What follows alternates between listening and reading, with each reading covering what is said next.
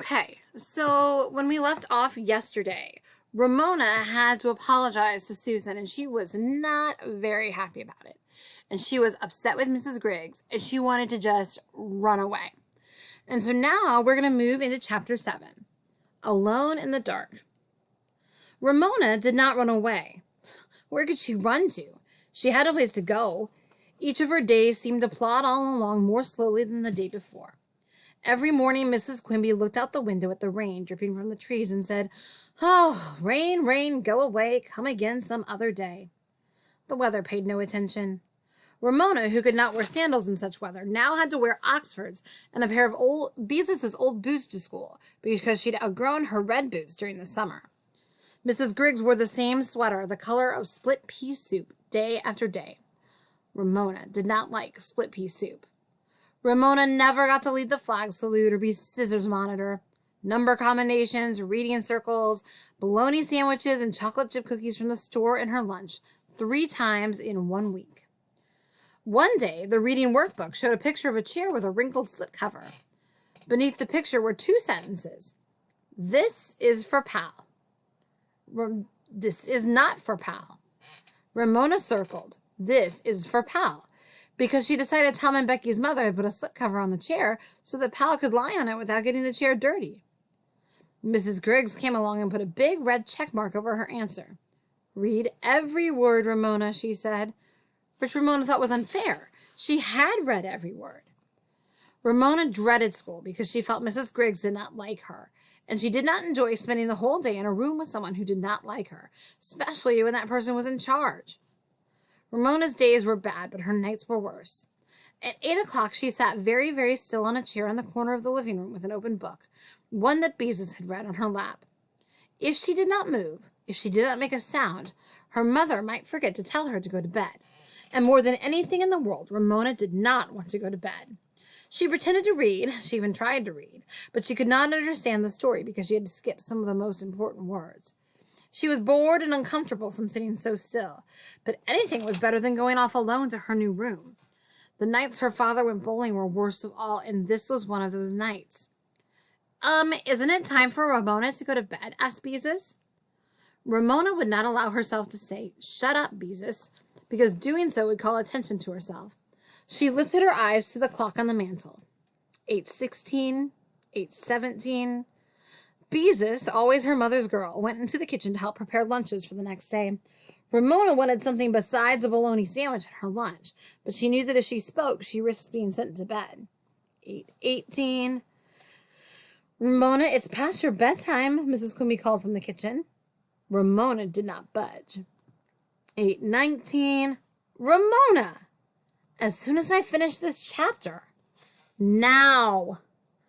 What worked for Beezus could not work for Ramona. She closed her book and walked down the hall to the bathroom, where she drew her bath, undressed, and climbed into the tub. There she sat until Mrs. Quimby called out, "Ramona, no dawdling."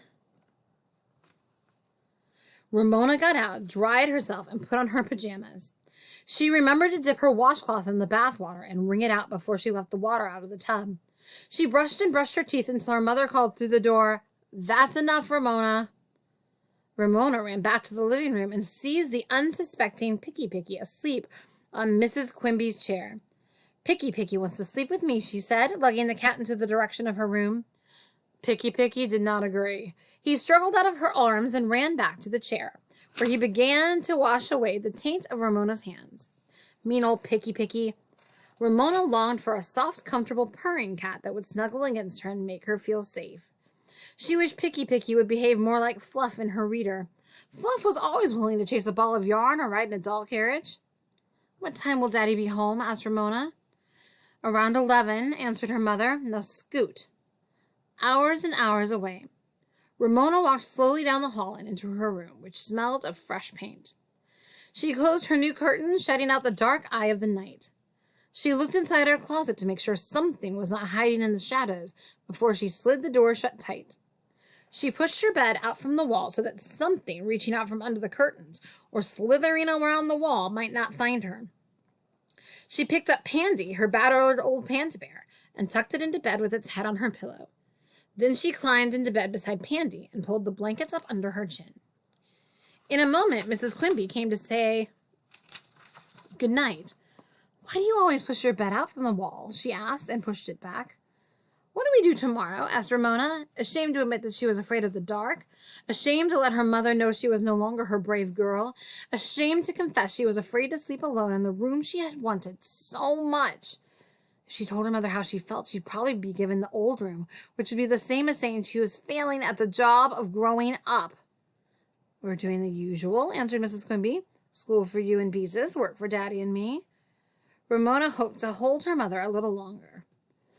Mama, why doesn't Picky like me? Because he's grown grouchy in his old age, and because you were rough with him when you were little. Now go to sleep. Mrs. Quimby kissed Ramona and snapped off the light. Mama? Yes, Ramona? I forgot what I was going to say. Good night, dear. Mama, kiss Pandy too. Mrs. Quimby did as she was told. Now that's enough stalling. Ramona was left alone in the dark. She said her prayers and then repeated them in case God was not listening the first time. I will think good things, Ramona told herself, and in spite of her troubles, she had good things to think about. After Ramona had to apologize to Susan, some members of Room 1 were especially nice to her because they felt Mrs. Griggs should not have made her apologize in front of the class. Howie had brought some of his bricks back so they could play Brick Factory if it ever stopped raining. Linda, whose mother baked fancier cookies than any other mom in Room 1, shared butterscotch fudge nut cookies with Ramona. Even little Davy, who usually tried to avoid Ramona because she tried to kiss him in kindergarten, tagged her when the class played games. Best of all, Ramona was actually learning to read. Words leaped out at her from the newspaper signs and cartoons. Crash, hallway, salt, tires. The world was suddenly full of words that Ramona could read. Ramona had run out of good thoughts. She heard Beezus take her bath, get into bed, and turn out her light. She heard her mother set the table for breakfast, shut Picky in the basement, and go to bed. Oh, if only her father would come home. Ramona knew she could get away with going to the bathroom at least once. She stood up on her bed, and even though she knew it was not a safe thing to do, she leaped into the center of her room and ran into the hall before something hiding under her bed could reach out and grab her ankles. On her way back, she reversed her flying leap and landed on her bed, where she quickly pulled her covers up under her chin. All right. Well, we are in the middle of Chapter 7, but Chapter 7 is a very long chapter, so I'm going to split it into two. So I hope you enjoy this Wednesday read aloud, and we will finish Chapter 7 tomorrow.